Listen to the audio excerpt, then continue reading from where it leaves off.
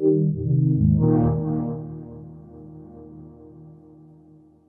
I'm Ed Neumeier. I'm the writer of Starship Troopers Traitor of Mars. Well, Traitor of Mars is revisiting our main characters from the movie Starship Troopers, Johnny Rico and his friends. And 20 years later, there's a problem.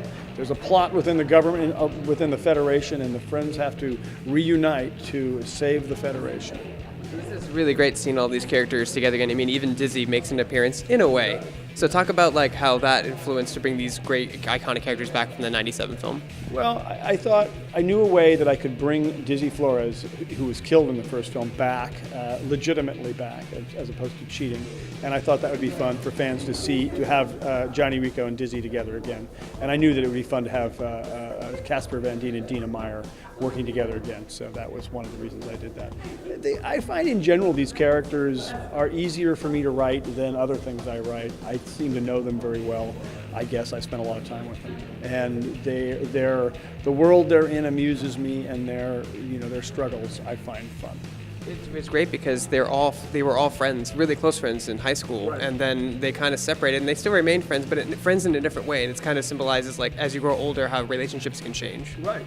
And they go out in the world, and they are still, there's something nice when they get back together again, but they have different careers, and they do different things in the military. And, yet they still remember they're still friends from the past, and I think we all like that. We like to think that we would stay friends with the people we knew in high school and stuff like that.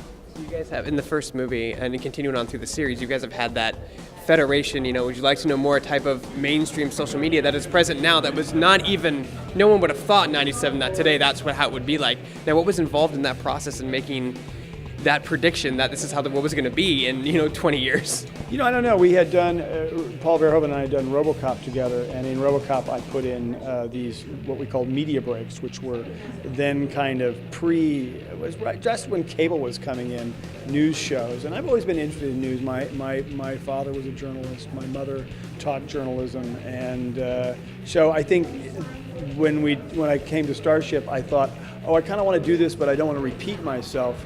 And this was just as the internet age was coming in, so we decided to do it based on what it would be as the internet, without necessarily reporters in it. And it ended up being kind of what we're doing now with social media. It was just a guess. So talk about it was a good guess. You nailed it right on the head. So talk about the political background of this too, because there's actually a political, we won't spoil anything, people haven't seen it, but there's a political agenda in this film that maybe fits with themes in today. Well, yeah, it was written before the current election in the United States, although it seems like it reflects the current election and it sort of deals with issues of popularity or internet popularity. Now, I must say that was an idea that the director Shinji Aramaki had, which was he thought it was important to see that there was popularity polls and stuff and like that. And this was interesting because then suddenly we're in an election and one of the candidates is talking constantly about his polling and how popular he is. And I just like the idea in general of human folly. And whenever I have a character who thinks they're very smart and they know what they're doing, of course they don't.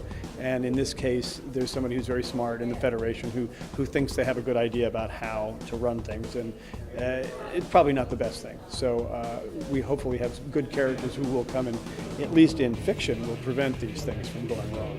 You were one of the first writers to really ground the sci-fi genre. You have spaceships, you have warp travel, but at the same time, there was guns and bullets, and it was very kind of just grounded, not a sense no laser weapons, no Star Trek, Star Wars type of stuff. What are some of the challenges when writing that into a science fiction universe? Well, I have to say, in terms of the actually using real guns in that I have to give to Paul Verhoeven.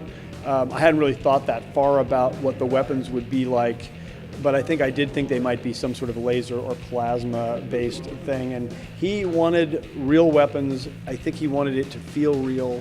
He wanted to see the actors reacting to firing, live machine guns. And it's true. It's something I learned from him is the more real you can make something, the better it is. In fact, one of the great Paul Verhoeven lines is that reality is the best special effect.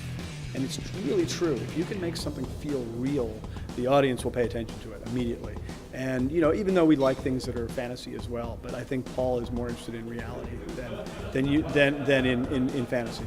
So, for Traitor of Mars, as a writer, what did the whole movie being CGI open up for you creatively and allow you to do from a writing perspective? Everybody thinks, and you even think, oh, it's animation, I can do anything. And in some ways you can, but the story demands things, but there's always a producer, and there's always a budget, and there's always resources, and you always end up going, well, no, you can't do that. You can't have that many of this.